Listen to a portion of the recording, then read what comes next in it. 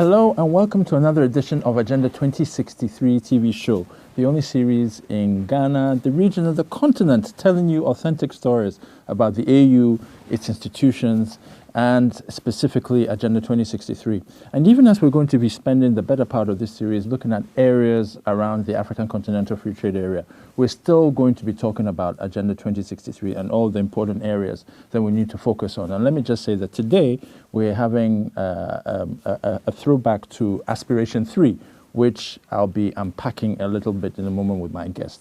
But I'll be having two segments. Up in a minute, we have the APRM Watch, Africa Peer Review Mechanism Watch, and the Ear on East Africa. Very exciting segments, so don't go away.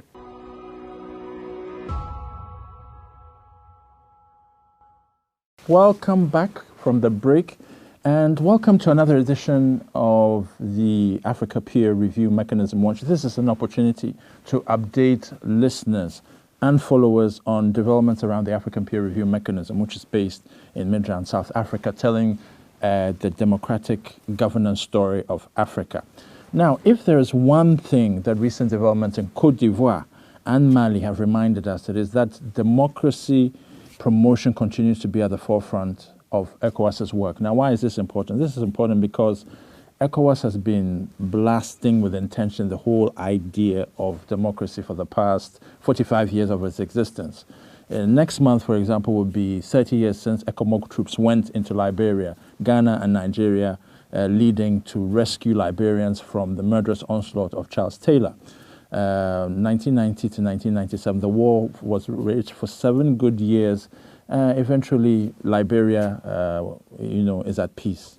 Thanks to some Ghanaian and Nigerian and a whole lot of ECOWAS involvement, Liberia has been at peace for a very long time, even if it has had issues. But democracy has continued to be very important at the regional and the continental level, for which reason, the APRM has expanded its mandate. And just before we end the segment, we'll be giving a bit of education as to why and where from this mandate expansion.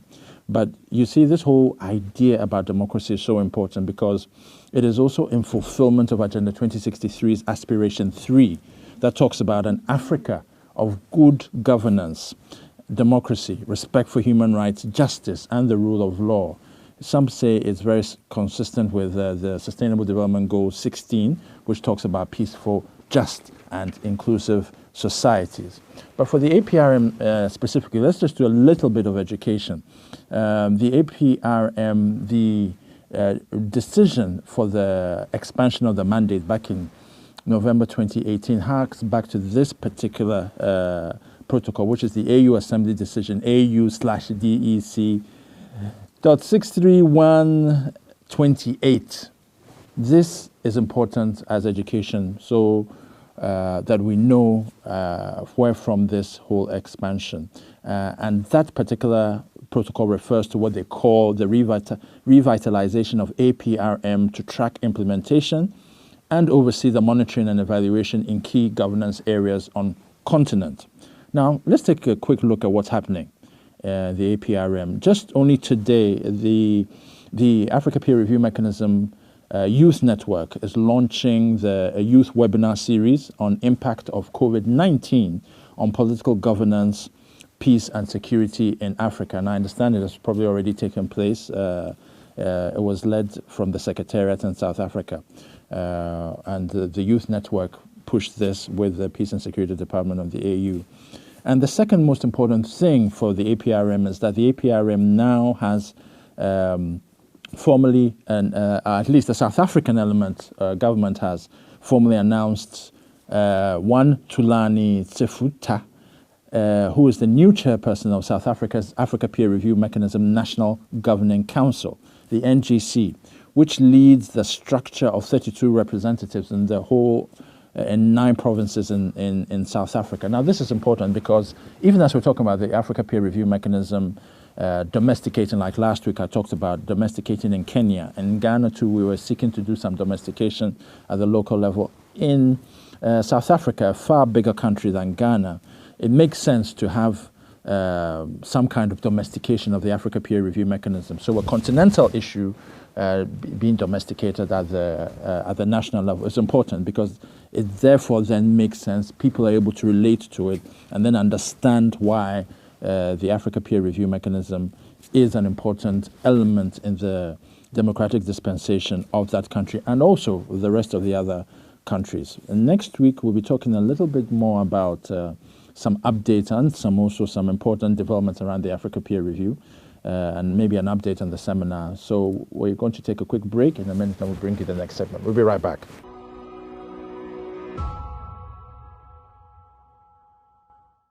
Welcome back from the break, and I'm happy to be presenting to you another edition of Aeon East Africa. This is the space where we give you very quick updates on developments around East Africa. A lot is going on in West Africa. Last week I talked about the fact that we have so many crises going on. We have democracy crises, we have Sahel, we have terrorism, we have all these issues that are happening in West Africa. East Africa has its own share of these problems as well, but it also has locusts, which are a big problem. But I said last week also that this week I was going to give you some good news, and so good news I have brought in its wake. And starting off with Kenya, there's some very important information coming on the Twitter feed that Kenya's trade data, which was published in May 2020, shows that the country has experienced a significant improvement in exports. You know that Kenya exports a lot of flowers and a whole lot of other things as well. But despite COVID and all the chaos around that, Kenya has demonstrated an improvement in exports in the first quarter, and that's obviously very good news for it. And there's also some very important news regionally as well. Kenya is part of the East Africa community, and I've talked about the East Africa community comprising 6 countries: Kenya, Uganda, Tanzania, Rwanda, Burundi, and South Sudan. And they have a common market. The common market, as we have in West Africa, simply is about being able to trade goods tariff-free, quota-free, and so on. And they are a little bit more advanced than we are in West Africa. Their economic integration in East Africa has been quite solid for a number of years. Now, the statistics are showing that their common market has boosted inter-regional trade. So that is to say, trade between in that region among the member states up to 60%. Now, despite the fact that COVID has hit and has had a major impact in that region, especially with issues around truckers being stuck at borders, not being able to be tested for COVID and all these things, which we don't have in West Africa. This whole issue of trade corridors and truckers delivering goods and being stuck because of COVID, we don't have that in West Africa, thankfully. This has dominated news for the better part of the COVID period in East and parts of Southern Africa. And that has hit a snag in relations among East African countries, but they've been doing pretty well trying to resolve that. And it's very interesting to read that despite all these issues, the trade has gone up to 60%. So it's something that we can definitely learn from, that despite, even as you have a challenge, even as you have a problem with your member states and with a pandemic looming, how is it therefore possible to still keep your economic integration going? That's something certainly that we'll be taking a look a bit more closely at in the next couple of weeks. But finally, just to end on East Africa, there's some new research that is pointing to the fact that there's a partnership between AERC and Trademark East Africa. Trademark East Africa is a very well-known name in East Africa. Private sector-led organization, some will say even donor, that is offering good money for the development of economic integration. And what they have done with AERC is that AERC is the research company, the research consortium, African Economic Research Consortium, and it has partnered Trademark East Africa to build data and evidence for policy decisions in East Africa. The whole idea of this partnership is to support a research program that will increase the availability of data and evidence to support inclusive trade and gender policies in the region. The program is worth $500,000, and is funded by the government of the Netherlands and will be implemented until 2023. Some of the partners are talking about the fact that this is critical for private investments because the markets respond to policy clarity, which simply means that the more data you have, the easier it is to make decisions that will allow for better, decisions at the policy level and the governmental level to be made as well. So that's some very good news for that region, something which I pray and hope that can be replicated also in this part of the world. But we live in hope. And like I said last week, though we do pray a lot, I also hope that we will take more actions than we do pray in this part of the world. So thank you for that. We'll be taking a break in a minute, and then we'll get back to the main beef of the discussion where I introduce my very important guest. We'll be right back.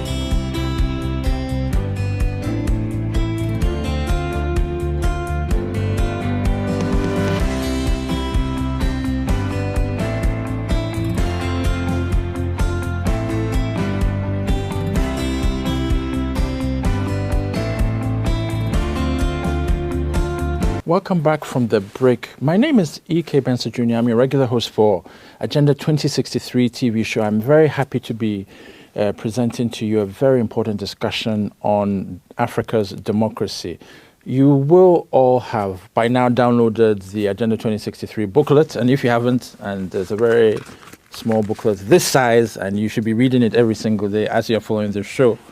But the most important thing you need to recall from this whole Agenda 2063 is that it's seeking to make Africa a better continent for all of us. It has 7 aspirations, and aspiration 3 is very relevant today because aspiration 3 speaks to the whole issue of an Africa of good governance, democracy, respect for human rights, justice, and the rule of law. Some say this is very consistent with Sustainable Development Goal 16 of the UN, which talks about peaceful, just, and inclusive societies. They have shortened it. As usual in Africa, we have gone the long route and made it very long. But that's another story. The most important thing is what we're seeking to do with this aspiration. We all want a peaceful, secure continent where we can all live in peace, where we can all have good governance, democratic values, gender equality, respect for human rights, and so on and so forth. And there are some institutions that have been seeking to do this, or at least seeking to promote this for the better part of 15, 16, 17 good years. But in this specific case, I'm very happy to introduce to you Juliet Amwa, Executive Director of Penplusbytes. When I first came across Penplusbytes many years ago, in 2006 was my first encounter with Penplusbytes, when I took a certificate from what was then the International Institute of ICT Journalism. It was mixing that with Penplusbytes, but now Penplusbytes seems to be the name that has become quite prominent. I'm going to ask Juliet a little bit to give us some background into the genesis, the history of Penplusbytes from all those days back to where it has come now, where it is known for a lot of things: democracy promotion, civic engagements, and also a lot of important issues around inclusion, fighting disabilities, and also even recently on COVID as well. So, Juliet, very happy to have you in the studio. It's good to see you after a long while, and I hope you're keeping safe. We are trying to. We are trying to. Thank you very much. Okay, so tell us a little bit about Penplusbytes. You celebrated 19 years of its existence just last week. That's right. Obviously, it's a little fanfare. I'm sure you did a virtual celebration or something. That's correct. That's correct. So, yes, thank you very much for having us on the show. Okay. Penplusbytes is, as you say, a tech-based organization that has been working in Africa, specifically in about 14 African countries, for a good part of 19 years.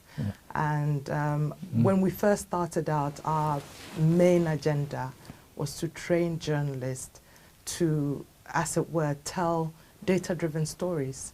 And we felt that it was important that they were telling stories that people could relate to, that were measurable, and that led to actual developmental and behavioral changes in society. Let's back up a bit. Data-driven stories, is that stories that are driven by the data that we use on our phone? You have to expand a bit on that. No, actually, so we were looking more at how do numbers in any given situation, how do they pan out? So when you say Kenya or Ghana has discovered oil, and that we're lifting about 50 billion gallons of oil, crude oil per day, how much money is that? And what's the breakdown of what that money can do? Because people are not able to assimilate that kind of information if you just gave it in the raw form. And so we're looking at using data in its, whether it's monetary data, whether it's demographics or population data, to tell stories. So when you say we are in a deficit of 1 million houses in Ghana, for example. It needs to make sense to ordinary individuals. What does it mean? Because as far as they're concerned, everybody lives somewhere. Even if it's just in a kiosk, it's somewhere. So to say that there's a deficit of 1 million or 2 million, or that there are 3 million people that are unemployed, it's difficult for people to understand. And so that's the sort of journalism that we were asking our journalists to focus on in terms of telling stories in relatable ways. But fast forward, we've moved a lot from there in the 19 years. We still do work with journalists, but we are now more interested in how development journalism can actually help build institutions and help build our democracies. And so we're looking at how do we train journalists to look out for leaks in the system, anti-corruption issues? How do we also ourselves model that behavior through the projects that we do? And so we've kind of moved a little bit more into the developmental area, where we're looking at all the areas that actually build a country and a nation. And that would include things like helping with civic participation and just mobilizing citizens themselves to be more engaged and more interested in democratic spaces. And a lot of that we do is underpinned by technology, because we do know that technology is a multiplier. And so we do look at finding very low-tech solutions to the civic challenges that we face. Sorry to interrupt. I do like that point you make about low-tech, because as you will know, Ghana is not the best place to have the most important internet connections. Even though we pioneered it in 1995, we still are struggling to have stable internet all over the place. Even Wi-Fi across the capital has not happened, whereas countries like Rwanda have been doing it for a couple of years. So how do you navigate, some of these challenges in the work that you do to ensure that, there's as much inclusion as possible and that you also get the work that you're doing delivered? Great question. So over the last couple of months especially, or maybe I should say years, we've done quite a number of things. So when it comes to elections, which are for us the mainstay of any democracy, that ability for any group of people to be able to replace or reaffirm or remove their elected and duty bearers, elected officers and duty bearers. That mainstay of democracy for us is something worth galvanizing and mobilizing around. And for us, we feel that if you do a lot of that mobilization and you leave out key segments of the society, which includes PWDs, that's people with disabilities, and you leave out people who are not as literate as the rest of us. And Ghana does have quite a large number of people who you would call not functionally literate. Because they haven't got the required amount of school that there is to do critical thinking or to be able to engage with the official language, which is the English language. And so we do focus a lot on those groups of people. And yes, we have faced challenges because yes, there's accessibility issues, but there's also the issues that I've mentioned. When people are disabled, visually impaired, or hard of hearing, or you know, they've said that there are groups that say hard of hearing isn't a disability, and actually we should call it what it is, which is deafness. And so there are those groups of people, and so the kind of interventions that you do for more able-bodied communities, it's difficult to tweak that to meet those other people in the society. And so we do find that it's not just about the lack of access or the lack of technology, or even when we do low-tech solutions, you still find that there are lots of people who are left behind because of the language of tech. And that's something that we have spent the last couple of weeks, the last couple of months, I should say, trying to figure out how do we get that many more people involved in what we're doing. So you're probably talking about not just using journalists, but a different demographic that can help complement the work that journalists also do. So what that suggests to me, therefore, is that obviously with these challenges, what in your view needs to immediately be done? Is it that the magic wand of stable internet will do the trick, or there's a bigger, larger issue that needs to be done?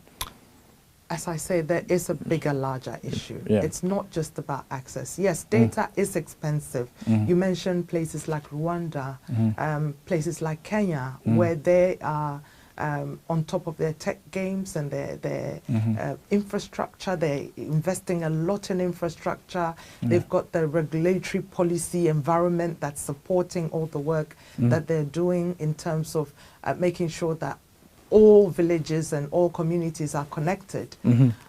We are not quite there yet in Ghana, but it's not just about that. That's not the reason why people are getting left behind.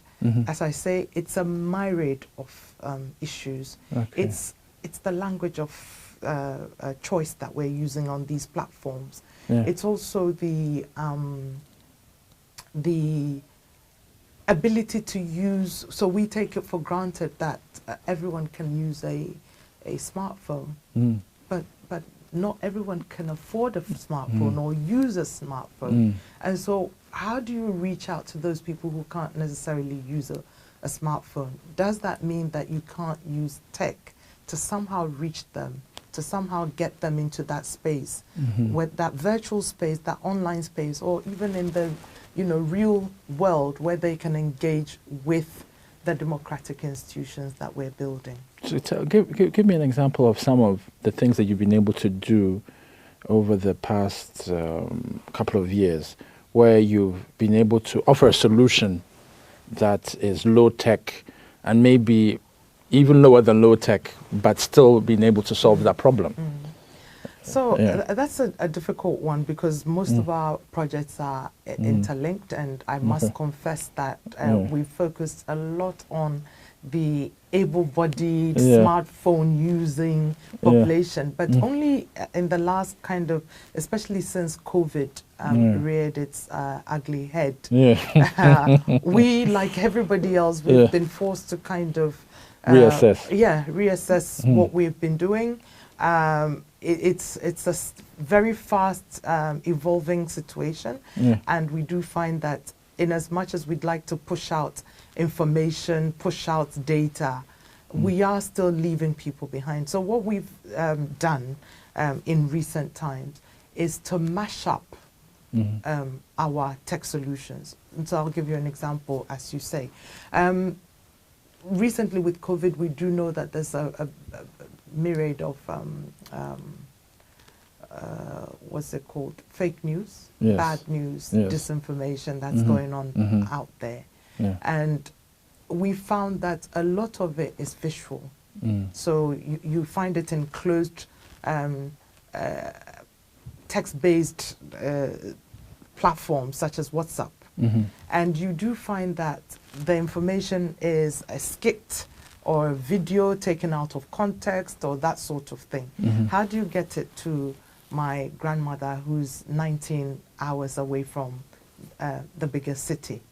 What we've done is that we've taken those kind of videos, we've reenacted the skits, we've put them into different languages, and we put them in podcasts. Now, some people will say that podcasts are elitist tools, but we do find that when we put them in podcasts and we link up with our community radio networks, they are able to play back those conversations and skits at their own time in through different channels to the people who need it the most. And so you use highbrow technology such as a podcast or something that's online based, app based, and then you bring it into the real world by merging it with traditional methods. We're going to stick with the real world still, but we need to take a break. I will be right back.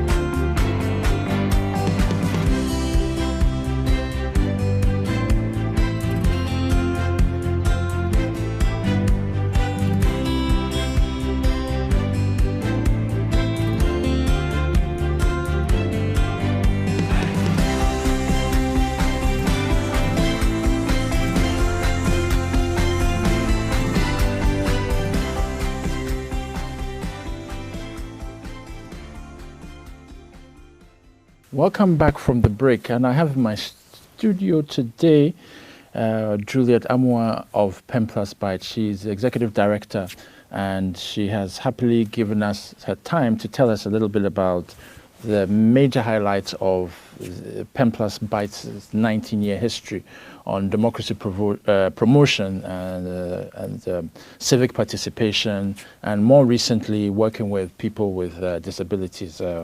As she rightly said, COVID has compelled us to reassess a lot of things, and therefore Penplusbytes has also done the same thing, reassessing its work as well and how we can better adjust it to suit the mandate that it is serving. But at the end of the day, then Penplusbytes has been doing a lot of great work on democracy promotion. And as Juliet was elaborating on, we'll just get back to her in a minute, she's explaining how podcasts are being used to help fight fake news. Essentially, that's what basically you're doing. That must take a lot of time. How many people are involved? If you can just give us a sense. It does. So the whole production of what we're doing currently is we're working with our journalists. It always goes back to our journalists okay. and our network of journalists. We have a network of more than 3,000 journalists that we work through across the continent. Okay. In Ghana, our database is about 1,200 journalists based in Ghana. Okay. And what we've decided to do is work with a core group of about 100 of those. Okay. And what we've done is we've deployed them into the regions. There are now 16 regions in Ghana where when we used to have 10, but we've deployed them around the regions. We're asking them to find those stories that haven't made it into the mainstream. Stories about how people are coping on a day-to-day, how people are observing protocols, or what are the gaps. And what they then do is send us that information in a script with sound bites, and those sound bites are then taken to the Ghana Bureau of Languages. And so we've co-opted the Bureau of Languages so that they can now produce the information from English into 5 of the locally prominently spoken Ghanaian languages. And so once they do that kind of recording, we then now produce it into a podcast using some of the podcast editorial suites, and then we send that off to our community radio stations, and then they play back on given days across the country. So that's a large network. So you got your journalists, you got your Ghana Bureau of Languages, and you got your the team that does the actual editing for the podcast and make sure that it's within limits, the sound, everything. And then we send it off to the Ghana Community of Radio Networks, and that's about a member-based organization of about 200 community radios. That's across Ghana? That's across Ghana. Okay. So you would think that with all the commercial radio stations and community radio, it wouldn't be that much of a prominent thing, but clearly from what you're saying, the community radio still plays a very important role in the democracy promotion that you're also trying to do. That's correct. It's one of those key things. As I keep saying, we're not a terribly well-lettered, I think that our literacy rates are some of the highest in Africa, about 76% when I last checked. But I always like to say 76% of what?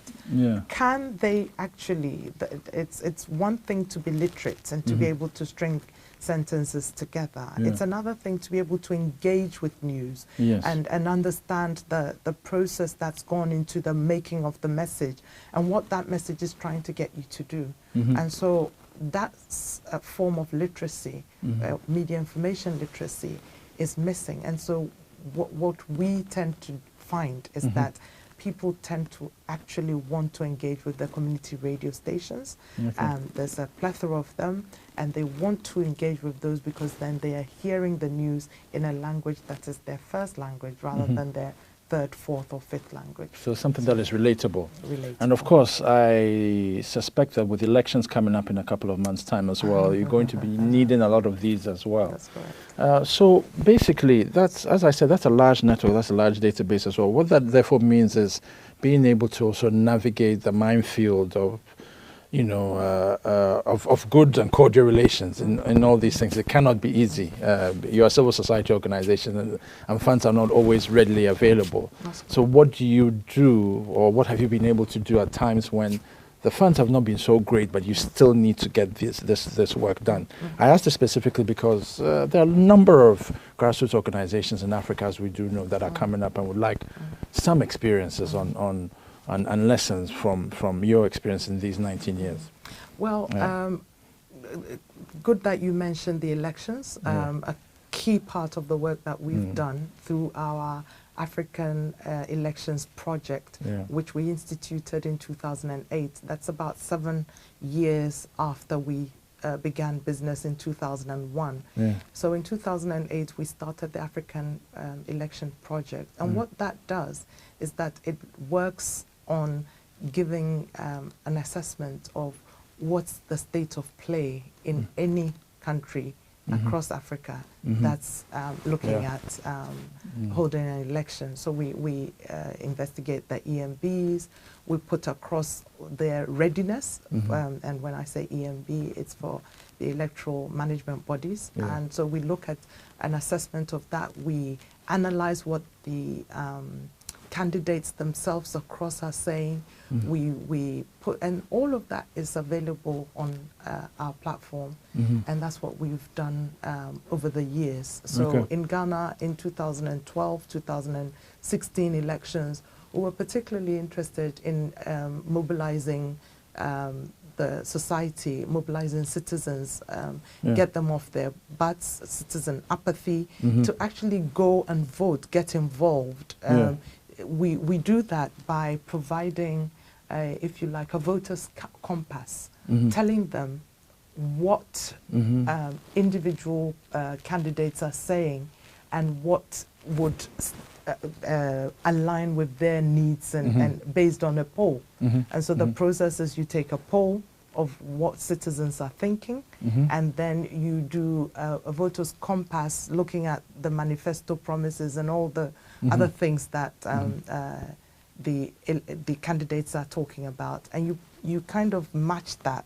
Here's what the citizen needs, here's what this candidate is saying, who is best going to serve your interests. And that's what we've done over the years. Now, coming back to your main question, which is, so what do you do when there's no funding? Luckily for us, we've 19 years of experience under our belt. And so there's lots and lots of things to talk about, lots and lots of different things to leverage on or leverage off of. So, for example, in the last 6 weeks, we've started what we call our webinar series. And it's Election Watch, Election in Ghana. So it's a countdown to elections in December in Ghana. And we're able to do that because, one, we've built a good network of people that we can rely on to come and speak as panelists on our webinars for free.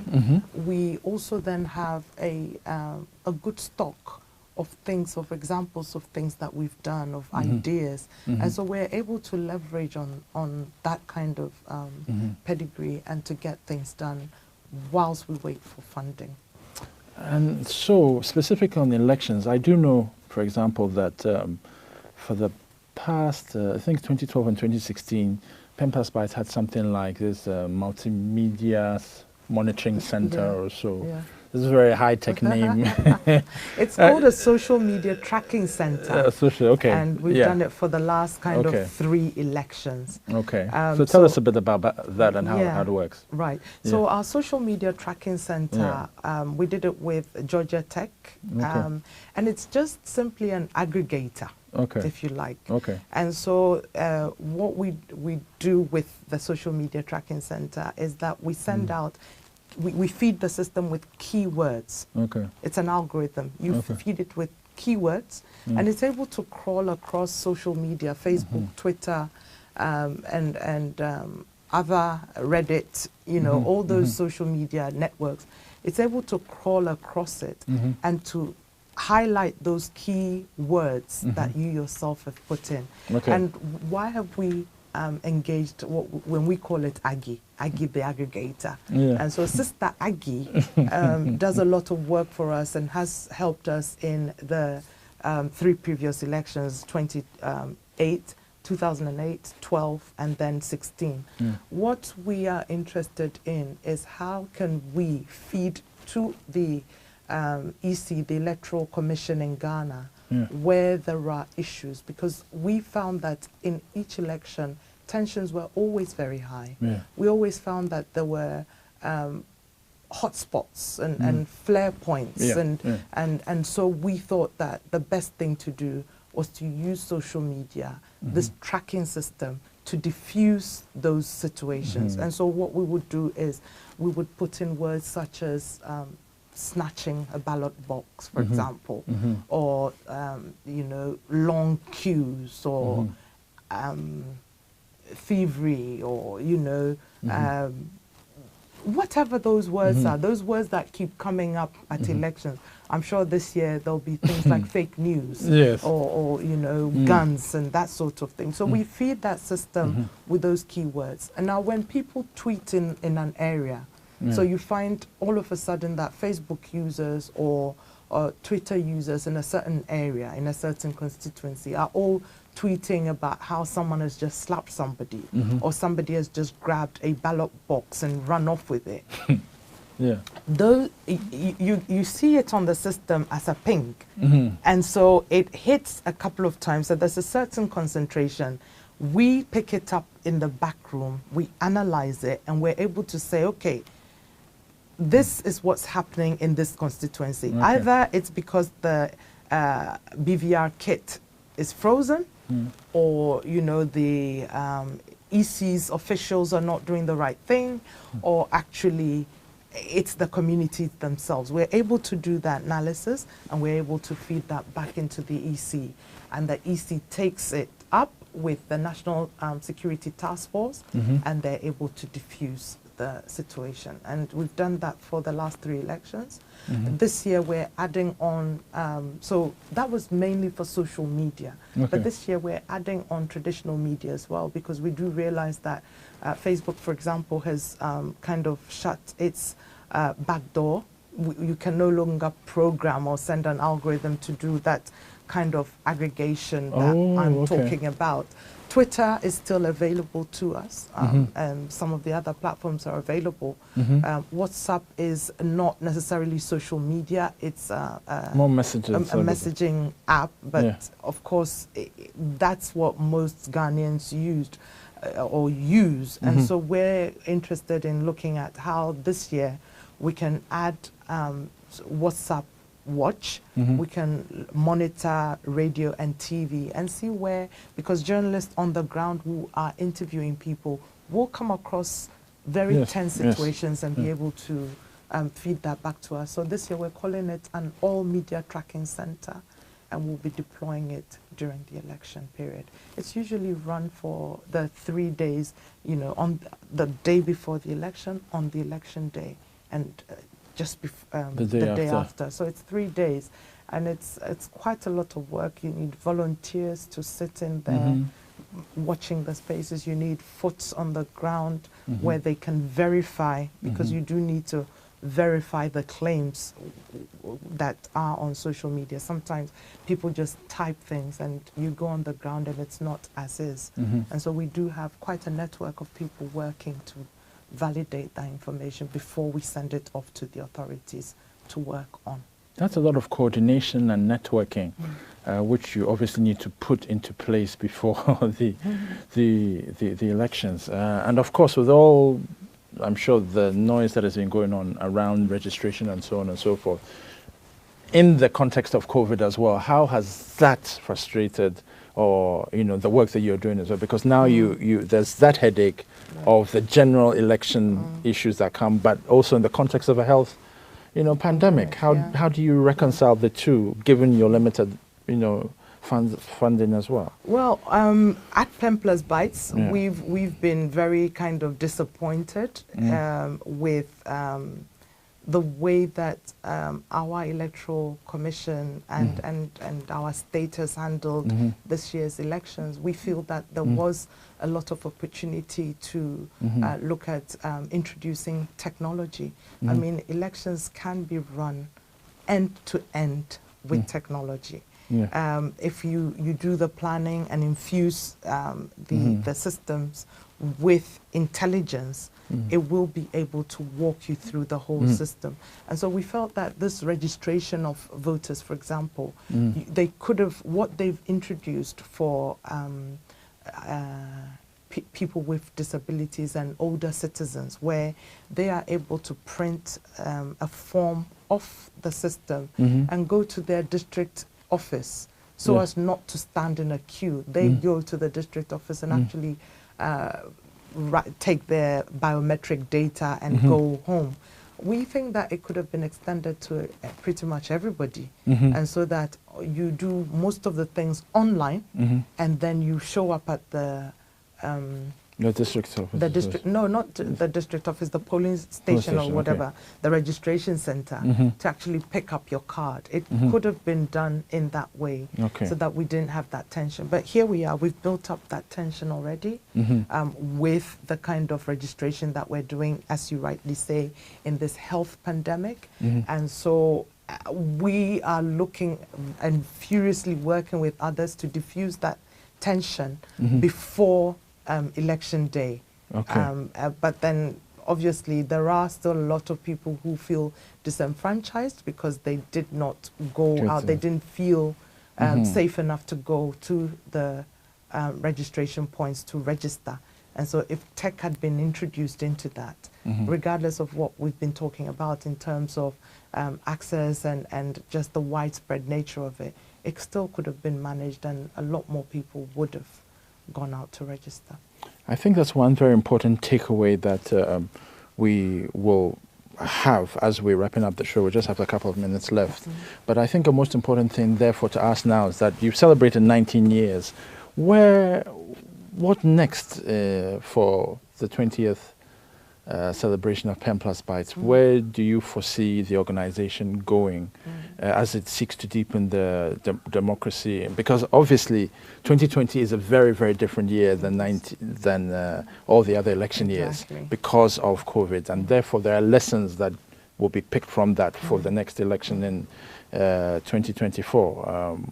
In your view, is there anything that you are quickly working on that you think may be of use to other organizations who are watching you and thinking, we like what Penplusbytes is doing, how can we support them, how can we help, pick up what they've been doing, and so on? What are some of the takeaways that you would offer in about a minute or two? Right, I think that what's very glaring in this COVID pandemic is just the inequalities that exist in access to information. And so a lot of the work that we will be doing going forward is just looking at breaking down further the messages that, whether it's politicians, whether it's democratic institutions, such as SHRAJ or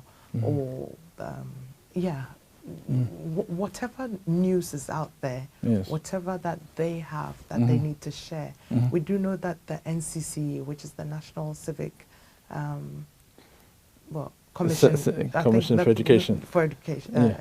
Civic Education, I think. The National Commission for Civic Education, the NCCE. I think that they exist in Ghana. That's their work. That's their work. But we do know that they're ill-resourced. And so we're going to find ways to link up more with them to see whether or not we can't amplify the work that they do using our platforms.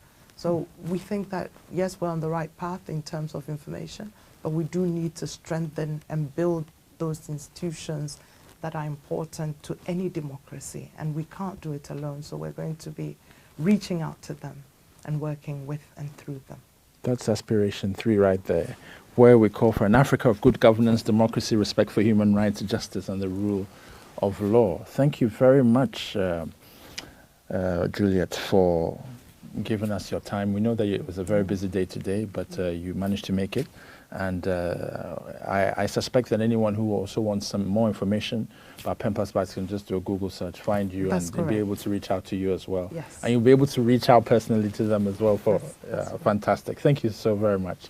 So that's a wrap for the show. Thank you very much for also giving us a lot of your time to watch this show. The segments and the whole show. Agenda 2063 remains the only show in Ghana, the region, and the continent telling authentic stories about the AU, its institutions, and how the AU can become a global player through understanding and appreciation of Agenda 2063. It's a document that is not too difficult to read, and I pray that anytime you know that this show is on, you'll pick it up and make sure that you have your check list of questions that you think you can offer us to help improve some of the programming that we do for the show as well. Continue to appreciate the feedback that you've been giving us, and we hope that the segments have been very useful for you as well. The APRM Watch here in East Africa, getting a better and more global perspective of the continent. Thank you very much once again for this show. We hope to speak to you next time. Have a great day. Goodbye.